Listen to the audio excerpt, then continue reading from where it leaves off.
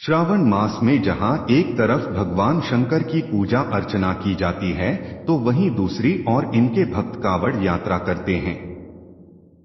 हालांकि इस बार भी कोरोना के चलते कावड़ यात्रा नहीं की गई, परंतु हर वर्ष देश के विभिन्न कोनों में कावड़ यात्रा का नजारा देखने को मिलता है।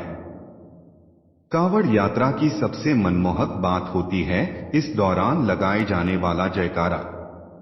जी हां, अक्सर देखा जाता है कि श्रावण मास में जब शिव जी के भक्त कावड़ यात्रा करते हैं, तो इस दौरान वह बोल बम बम के जयकारे लगाते हुए अपने कदम आगे बढ़ाते हैं। परंतु क्या आप में से कोई यह जानता है कि आखिर कावड़िए अपनी यात्रा के दौरान बम बम भोले या बोल बम बम का जयकारा ही क्यों लगाते हैं?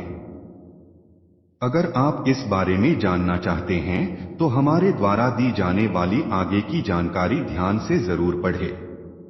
धार्मिक शास्त्रों के अनुसार शिव जी पर्वत, जंगल और श्मशान वासी माने जाते हैं। यह बैरागी का रूप धारण कर इधर उधर भ्रमण करते हैं या किसी पर्वत या वृक्ष के नीचे ध्यान लगाते हैं। ग्रंथों में वर्णन मिलता है कि इनके गण भी कई प्रकार के हैं। कोई भूत प्रेत है, तो कोई पिशाच, कोई तांत्रिक है, तो कोई देवता। कहने का भाव यह है कि भगवान शंकर देवताओं के साथ साथ असुरों के भी इष्ट माने जाते हैं। ज्योतिष शास्त्र के अनुसार भोलेनाथ को प्रसन्न करने के लिए किसी भी विशेष मंत्र, पूजन या वाद्य यंत्र की आवश्यकता नहीं पड़ती है।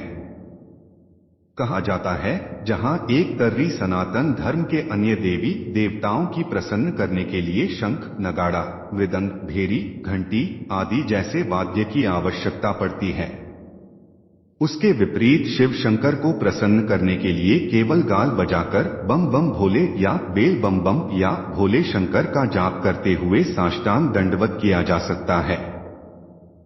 जी हां, शिव पुराण के अनुसार जातक को शिव पूजन के अंत में समस्त प्रकार की सिद्धियों के दाता भगवान शिव को गले की आवाज यानी मुख्य बात से ही संतुष्ट करना चाहिए, जिसमें बोल म बम या बम भोले का उच्चारण करना चाहिए।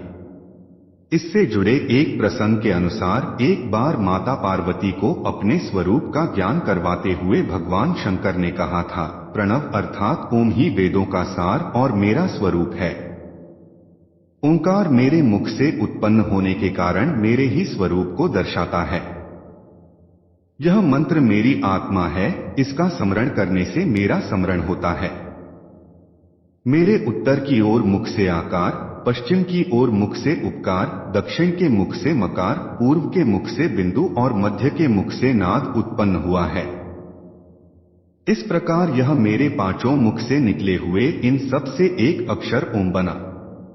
मान्यताओं के अनुसार बम बम शब्द प्रणव का ही एक सरल रूप है, जिस कारण भगवान शंकर को प्रसन्न करने के लिए इसका उच्चारण किया जाता है। खासतौर पर कावड़ यात्रा के दौरान शिव भक्त यानी कावड़िए बम बम भोले के जयकारे लगाते हुए अपनी यात्रा पूर्ण करते हैं। धन्यवाद। ऐसी ही नई नई कहानियां सुनने के लिए पुनः पधारें। आपका दिन शुभ हो।